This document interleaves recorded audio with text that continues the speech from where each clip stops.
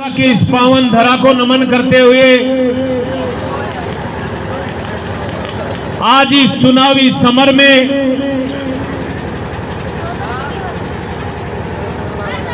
मेरे साथ चल रहे सम्मानीय सूबेदार ओकार जी, इंद्राज जी, रमतार जी और सभी परमादरणीय सम्मान्य बुजुर्गों, नौजवान साथियों, ग्राम मलपुरा के परमादरणीय सम्मान्य बुजुर्गों, नौजवान साथियों और जहां तक मेरी आवाज जा रही है मेरी मातृशक्ति,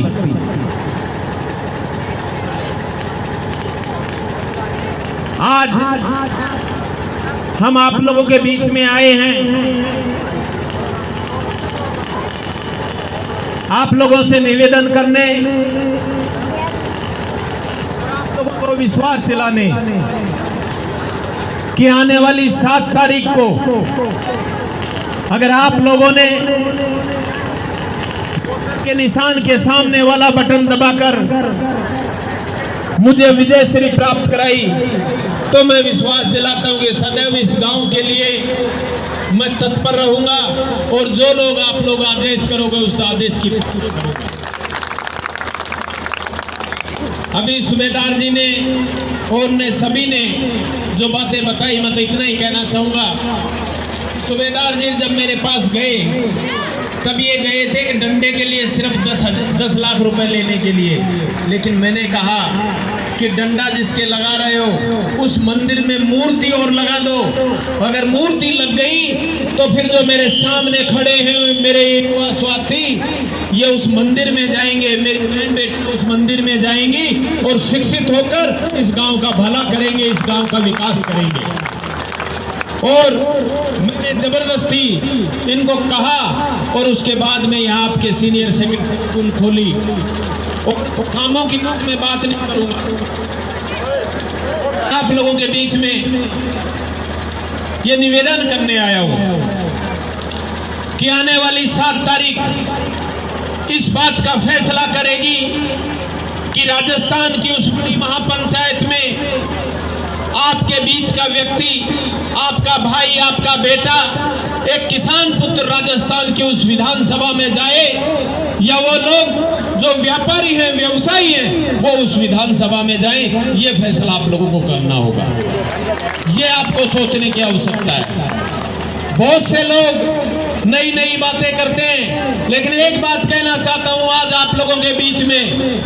पिछली बार कहा कि हमने अभिमन्यु का वध कर दिया, लेकिन अब की बार एक बात आप लोगों के बीच में कहना चाहता हूं कि पिछली बार अभिमन्यु था मैं, लेकिन अब की बार अर्जुन बनकर आप लोगों के बीच में आया हूं और मेरा साथ देने के लिए स्वयं कृष्ण भगवान के रूप में हनुमान जी बेनीवाल कंधे से कंधा मिलाकर आप लोगों के लिए काम कर रहे हैं और पूरा जान समाज आज कोटपुतली का वो आप लोगों के साथ कंधे से कंधा मिलाकर खड़ा हुआ है। मैं कहना चाहता हूं उन शकुनियों को, उन दुर्योधनों को, उन दुशासनों को कि अब अर्जुन रुकने वाला नहीं है। तुम जितनी ताकत लगा सकते हो लगा के दिखा देना।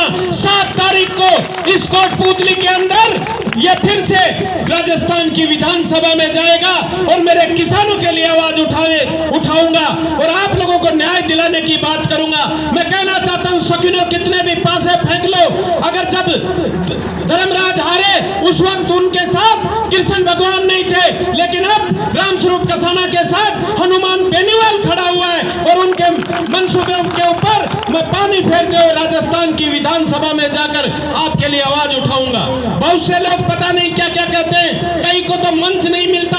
अगर मंच नहीं मिलता तो मन में आए जहां माइक मिल जाए, माइक मिलने के बाद में वो पता नहीं क्या क्या बातें करते हैं। आज आप लोगों के बीच में कहना चाहूंगा, आपके यहाँ सरपंच बैठा हुआ है, इसको पूछ लीजिएगा। पहला व्यक्ति रामस्वरूप कसाना था। 8 तारीख को दीपावली के दूसरे दिन भी मैं व्यक्ति था जो हंसराज पटेल के पास अकेला चल कर गया और उनको कहा अगर तुम्हें टिकट मिलता है तो मैं चुनाव नहीं लड़ूंगा और सबसे पहले स्वागत करने वाला कोई व्यक्ति होगा वो रामस्वरूप कसाना होगा। उन्होंने भी कहा था कि हम निर्दलीय चुनाव नहीं लड़ेंगे, लेकिन बहुत से शकुनी इस समाज में जो टुकड़े करना चाहते हैं उन लोगों ने लगाकर और उनको फिर से आप लोगों के बीच में लेकर आए। उसके बाद में सरपंचों ने सभी ने मीटिंग की, डेलीगेटों ने मीटिंग की। ये सरपंच जी खड़े पूछ लो भी तो कहते हैं भाई मैं बोल को कौन सीखो, अब भी ना सीखे तो कब सीखा वो। मैं आपको बताना चाहूंगा, इन्होंने बुलाया तभी ये कहा कि आप अकेले आओगे और अकेले आकर हमारी बात सुनोगे। सूबेदार जी, पहला व्यक्ति रामस्वरूप कसाना था, इनके पास अकेला गया और अकेले जाकर इन्होंने कहा तुझे चुनाव नहीं लड़ाएंगे। तो मैंने कहा जब आप लोग चुनाव नहीं लड़ाओगे तो चुनाव लड़के मैं क्या कर लूंगा। और उसके बावजूद पहला व्यक्ति में साइन करके आया, पूछ लो ये बैठे हुए हैं। लेकिन फिर भी वो दृष्टांत की तरह हंसराज पटेल नहीं आया, क्योंकि वो अपने आप में वो अंधा हो चुका है। उसको पता नहीं कि किस दशा में इस समाज को लेकर जा रहा है। ऐसे लोगों से बचना होगा, आपको समझना होगा, सोचना होगा। आने वाली 7 तारीख को अगर आपने वोटों का बंटवारा कर दिया तो फिर ऐसे लोग, ऐसे व्यापारी इस कोटपुतली में आकर राज करेंगे, जो सिर्फ आपके ऊपर बीसीआर भरने का काम करेंगे, किसानों को सिर्फ अत्याचार करने का काम करेंगे। उनसे बचने के लिए आने वाली 7 तारीख को आपको पानी के बोतल के सामने वाला बटन दबाकर इस कोटपुतली में किसान के बेटे की जीत सुनिश्चित करनी है। आपको अपनी जीत सुनिश्चित करनी है। मैं पूछना चाहता हूं, 5 साल तक कहां गए थे वो लोग जो घर में सोते सोते आप चुनाव के टाइम में आए? 5 साल क्यों नहीं आए? क्यों नहीं पूछा किसानों पर अत्याचार हो रहा है? क्यों नहीं कभी आवाज उठाई? गांव में कहीं डाणी में कहीं गए क्या? लेकिन चुनाव के टाइम में इन बरसाती मेंढकों को सिखाना होगा कि बरसात हो तब जो मेंढक टर्न करता है वो सिर्फ बरसात में ही खत्म हो जाता है, उसके बाद में उसका कोई अस्तित्व नहीं होता है। ये सोचने की आवश्यकता है आप लोगों को, ये समझने की आवश्यकता है। आने वाला समय इस बात के लिए राजस्थान की उस बड़ी महापंचायत में आप जाए, एक किसान का बेटा जाए, हनुमान जी बेनीवाल ने एक आवाज उठाई है किसानों के लिए कि हम राजस्थान में अगर हमारे आप लोगों ने हमें चुनकर भेजा तो ये विश्वास दिलाते हम किसानों को कि आपकी बिजली फ्री करवाएंगे, बिजली का बिल नहीं आने देंगे। ये विश्वास दिलाने आया हूँ आपको, ये विश्वास दिलाने आया हूं कि जिस सरकार ने आपको 1 महीने का बिल देकर किसानों के ऊपर अत्याचार करने का काम किया, मैं पूछना चाहता हूं कितने परिवार ऐसे हैं जिनमें नौकरी में है जो हर महीने बिल भर सकते हैं, उनका कनेक्शन कटेगा अगर आप लोगों ने फिर इस विधानसभा में अगर आपने वोटों का बंटवारा कर दिया। तो मैं कहना चाहता हूँ मंच पर आप सब लोग विराजमान हो, मेरे से ज्यादा समझदार हो, सोचना समझना और फिर मतदान करना। अगर आपके दिल की आवाज आए, ये पहला व्यक्ति है जिसने हर गांव, आपके एक भी गांव मुझे बता दो मेरे से पहले जिसमें कभी स्कूल भी हुआ करती थी क्या? हर जगह आपके सिर्फ मलपुरा और बालाकर नांगल में सेकेंडरी स्कूल थी, उसके अलावा एक सीनियर स्कूल थी चिमनपुरा, एक सीनियर स्कूल थी गोनेडा, उसके बाद में 8वीं की स्कूल हुआ करती थी। उन सबको मैंने आपके गांव-गांव में ढाणी में अलग जगाई कि हमारी बहनें, हमारी माँ, जो बच्चे हैं वो स्कूलों में जाएं और शिक्षा के मंदिर में जाकर और फिर शिक्षित होकर देश का विकास करें, राज्य का विकास करें। हम चाहते हैं कि आने वाले समय में हम सब लोग मिलकर विकास की बात करें। अरे ये चुनाव है और चुनाव के अंदर हम सबको मिलकर एकता के साथ, अखंडता के साथ खड़ा रहना होगा। और आप सब लोगों ने देख लिया कि आने वाला समय किस रूप में करवट ले रहा है। मैं तो आज फिर आप लोगों से एक निवेदन और करने आया हूं कि हनुमान जी बेनीवाल 28 तारीख को कोटपुतली में आ रहे हैं। सभी युवा साथियों से भी निवेदन करना चाहूंगा कि 28 तारीख को कोटपुतली में कॉलेज में ज्यादा से ज्यादा मोटरसाइकिल लेकर आए और हनुमान जी बेनीवाल को यह विश्वास दिलाएं कि ये कोटपुतली की सीट उनकी झोली में डाल रहे हैं और वो किसानों के लिए लड़ाई लड़े।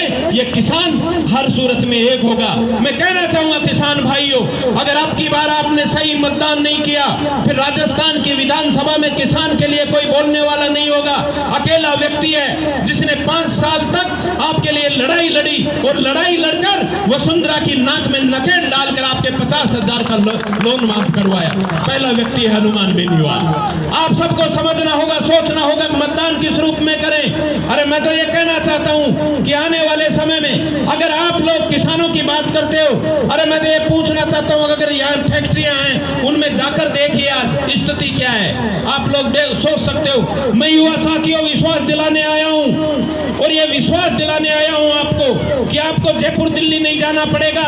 अगर ये आपका भाई, ये आपका बेटा राजस्थान की उस बड़ी महापंचायत में गया तो ये विश्वास दिलाता है कि 60% आपको यहाँ लगाएंगे तभी फैक्ट्रियां चलेंगी, वरना फैक्ट्री नहीं चलेगी। ये विश्वास दिलाने आया हूं। हमारे यहाँ के लोकल कोई नहीं लगाने की बात करते हैं तो उनकी फैक्ट्री नहीं चलेगी। ये विश्वास दिलाने आपको वैकेंसियां मिलेगी, आपको यहाँ नौकरी मिलेगी। और एक बात और कहने आया हूँ आज आप लोगों के बीच में। बहुत से लोग पता नहीं क्या क्या प्रचार करते हैं, लेकिन आज मैं प्रचार करने आया हूँ किसानों का। ये तुम्हारे हक की लड़ाई है। आजादी के बाद पहली बार इस देश के अंदर, अपने राजस्थान के अंदर किसान की लड़ाई लेकर कोई खड़ा हुआ है तो वो हनुमान बेनीवाल, और उसको साथ देना होगा, उसको विजय बनाना होगा हमें, क्योंकि किसानों की लड़ाई लड़ रहा है।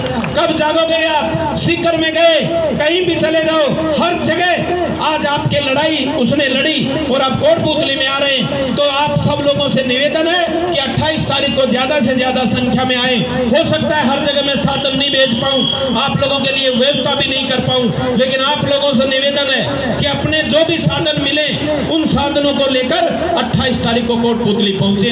ये भी निवेदन आप लोगों के बीच में करना चाहता हूं। मैं कहना चाहता हूं जो छत के ऊपर मेरी माताएं बहनें खड़ी हुई हैं, आप लोगों के लिए मैं पूछना चाहता हूं, जो मेरी बेटियां यहाँ खड़ी हुई है, 5 साल के इस कार्यकाल में कभी एक भी स्कूटी आपके गांव में आई क्या?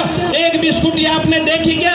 क्योंकि आपके लिए लड़ाई लड़ने वाला वो किसान का बेटा उस राजस्थान की विधानसभा में नहीं बैठा।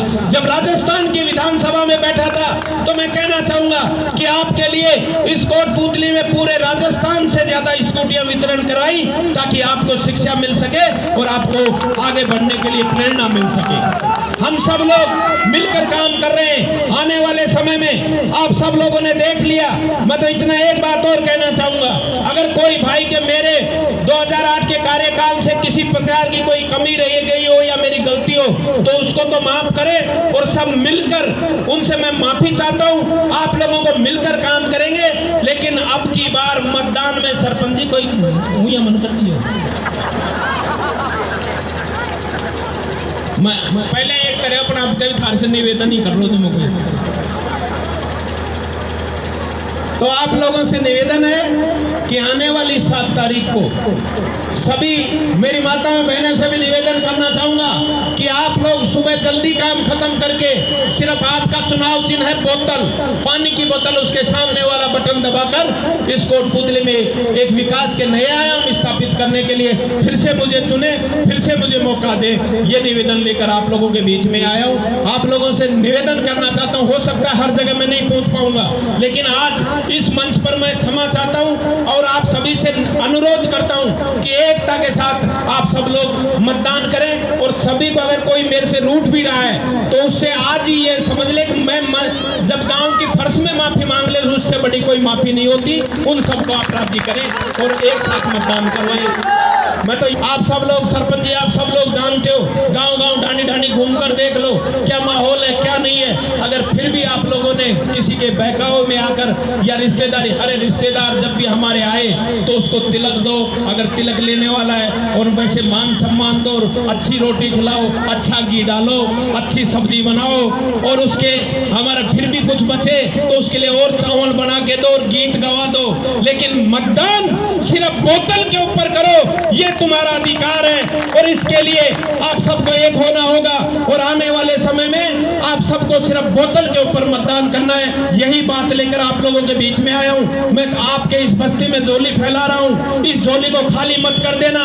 11 तारीख को कहीं आप लोगों को बस पछताना नहीं पड़े कि अगर 100-200 वोट और डाल दिए होते तो आज हमारा बेटा राजस्थान की उस बड़ी महापंचायत में खड़ा होकर हमारे किसानों के लिए लड़ाई लड़ रहा होता। मैं तो इतना ही कहना चाहता हूँ साथियों, आप सब एकता के साथ आप सच्चे को चुने, विकास को चुने और कोटपुतली के लिए एक दमदार नेता को चुने। आप सबको मेरी ओर से बहुत बहुत धन्यवाद। जय जवान जय किसान, राम राम साहब।